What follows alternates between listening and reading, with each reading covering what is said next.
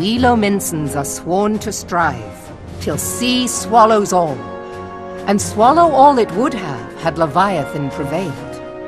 That we still strive now, we owe in no small part to you. Not for the first time, you have delivered Limsa Lominsa from the wrath of a primal.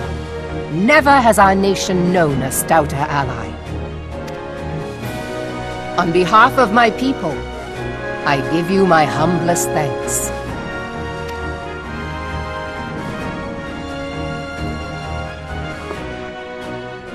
'Tis meet that I give thanks to old Mistbeard, too, for his fine solution. Whatever else he may have been, 'tis clear he was a resourceful soul. Would that I had a man like him in my service.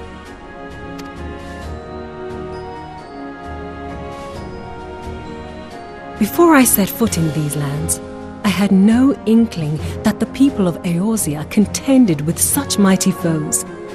Suffice it to say, their existence came as something of a shock, as did the idea that they could be defeated. This experience has served to remind me of the vastness of the world, and the boundless potential of man. Though I am but a refugee in this realm, I would fain be of use to you in your fight. Know that I am tutored in one of the foremost combat arts of the Far East. It may seem outlandish to the Eorzean eye, but should any of your people care to learn, I would be pleased to initiate them. And I will see to it that they are grateful. I have no doubt that your knowledge and skills will serve us well. Besides, your art is not so outlandish as you think. Would you not agree, Master Thancred? Naught escapes your searching eye, Admiral. Few are privy to this information, but Limsa Lominsa is home to a certain secret fraternity. Its members are trained in a form of combat not unlike your own.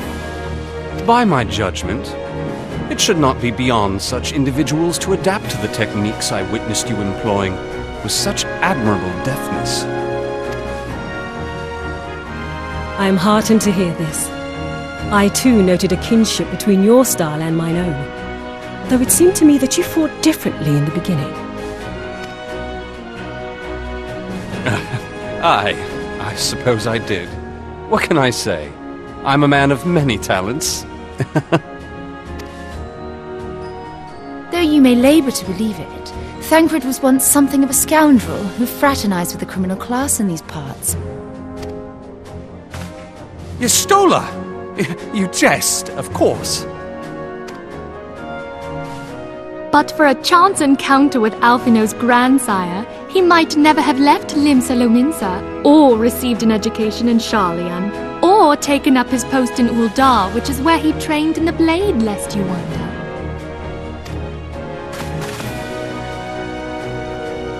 Minfilia, please! It would seem there is more to you than meets the eye, Master Thancred.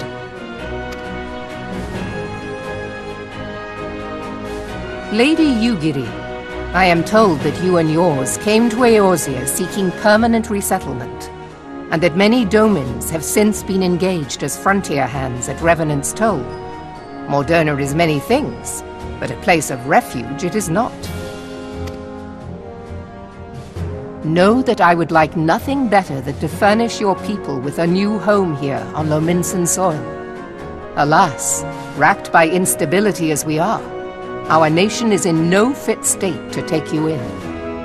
Yet I'll not have it said that we turned a blind eye to your suffering. Until such time as we can do more, I pledge to send provisions. We are in your debt, Admiral. I realize that it scarce qualifies as repayment, but if it please you, I shall set about sharing my martial knowledge with your people at once.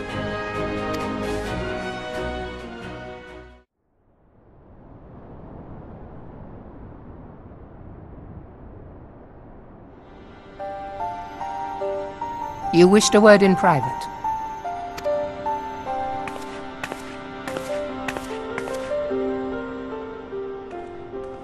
better not to spoil the festive mood. History repeats itself, Admiral. As the kobolds did before them, the Sahagin resorted to summoning their god over a territorial feud. They acted in self-preservation.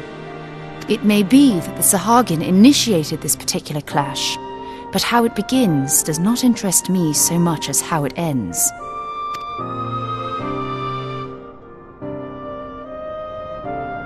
I have not forgotten our conversation, Y'shtola.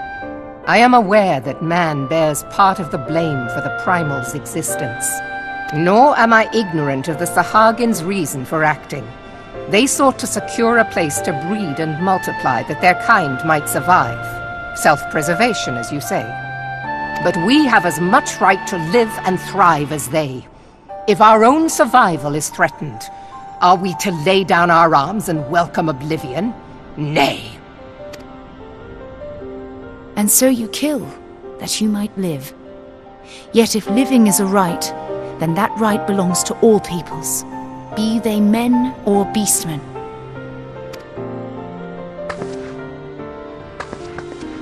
I'll not deny your reasoning, but when a storm gathers, it falls to me to see my people safely through it. That is my duty, and I shall do it.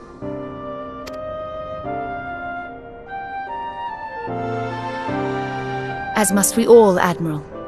Stay the course, then, but know that it will lead to no good end.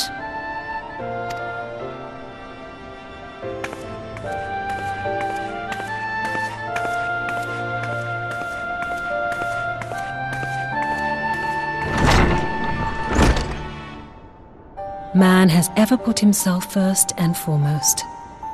To justify his actions, he clads himself in the armor of righteousness, though it be a fancy of his own making. In this, mayhap the Garleans and we Domans are not so different.